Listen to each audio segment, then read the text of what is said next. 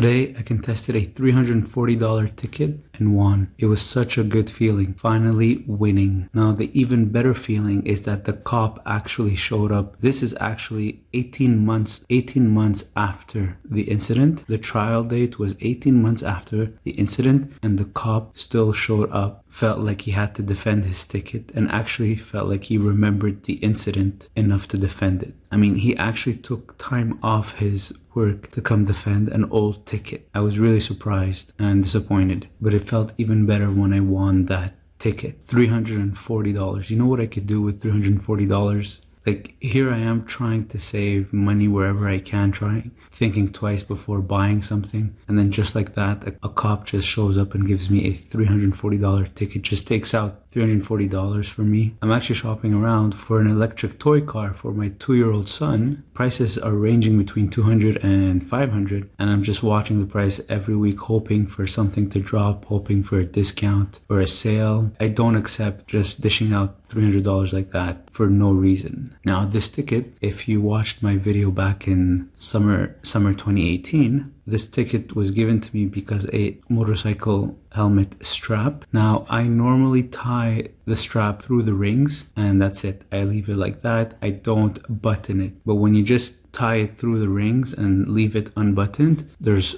a piece of the strap that's still dangling. So the ticket I got was because the cop thought that the strap was completely loose, not tied between the loops or the rings. So I was falsely accused or wrongfully accused, and I have to pay $300. So for sure I contested that ticket. And when I got my trial date 18 months later, I was ready to contest it. I show up, bring my helmet for demonstration purposes because I know exactly what happened. I know what the cop thought he saw, because there's a piece dangling when you go through the loops without buttoning it, and the cop was in front of me, so he saw me in his rear view mirror. So for sure he saw the strap on the wrong side. There was a strap dangling, but it was tied through the rings. You don't have to button the strap. In Quebec, in the province I live in, they force you to take theory classes before getting a motorcycle license. And in theory class, you learn that you have to go through the rings. There's a special way of tying the motorcycle through the rings, but you don't have to button it up. The only reason the button is there is just to avoid extra flapping of the strap while riding your motorcycle. And the proof that you don't have to button it is that some motorcycle helmets are sold without the button, but they all come with the rings. So what's mandatory is looping the strap through the rings.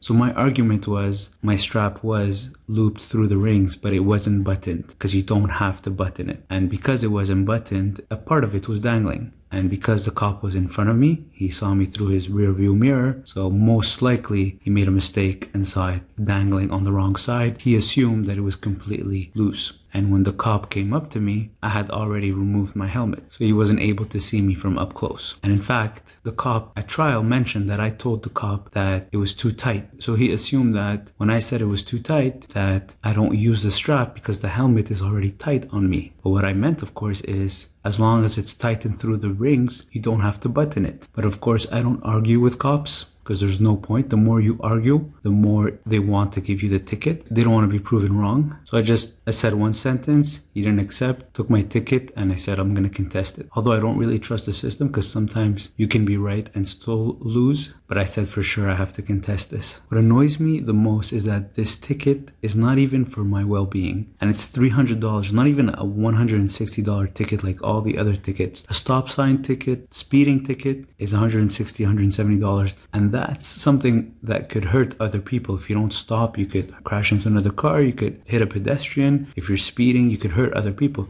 But if you're not wearing your helmet correctly, the only person you can hurt is yourself. So the only reason that they force you to wear a helmet a certain way is not even for your safety. They don't care about your safety. It's to avoid you making a disability claim. Because if you get into a road accident, you can claim, and you get injured or you get disabled, you can collect disability checks from the government. So to avoid that, they give you a ticket if you don't wear your seatbelt, if you don't wear your helmet, if it's not well strapped. And the proof that they don't care about you is the government sells alcohol, cigarettes, and just recently marijuana. I don't know if marijuana is dangerous for you, but alcohol and cigarettes kill a lot of people. It's probably the thing that causes the most deaths. I don't know, but I'm pretty sure it's up there. and yet they allow it. So as long as they're able to make money from it, they allow it. So that's, for me, that's proof that our well-being is not their priority. You dare to give me a ticket for something that didn't happen, and even if it did happen, it shouldn't even be your concern anyways, because the only person I'm hurting is myself. And you dare to give me a super expensive ticket, $340. So I was super happy when I was able to contest the ticket and win.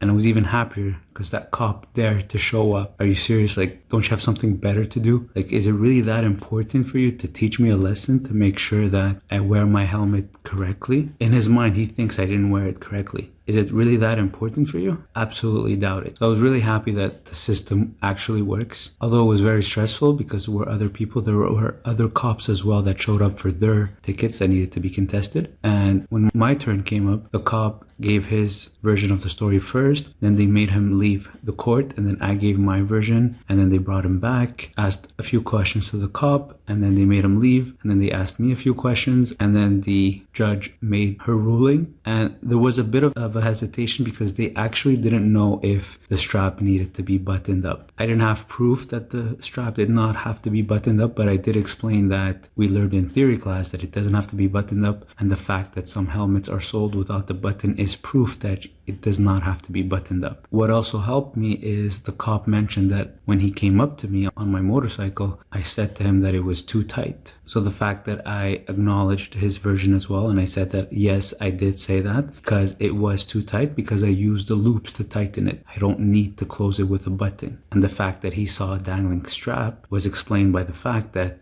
it wasn't buttoned. So the true facts made the story fall in place, and luckily the judge was able to see that, and she made her ruling in my favor. And it was probably the best feeling, one of the best feelings I've had, because injustice just pisses me off. Abuse of power pisses me off. So when I was able to take that back that day, so being able to take that back just made me so happy. And I know that even if you're right, you could sometimes lose. I mean, you hear stories where people go to jail for 25 years and then they find out later that they were innocent this whole time. So sometimes judges make mistakes. In fact, I once had a parking ticket that I was completely innocent for because it was a zone where it said no parking from 1 to 2. I came at around 1:40, and then I saw that there was this big truck cleaning the road. That big truck left, and a bunch of cars just parked right away after that big truck left. And the car that gives the tickets was there as well, but we all stayed in our car. We all parked our cars, but we all stayed in our car until 2 o'clock before leaving. That the car that gives tickets didn't give us any tickets and just left. But then we all got tickets by the mail electronically. So she didn't even have the guts to give us a ticket in person. She sent the tickets by mail. And on the ticket, she wrote,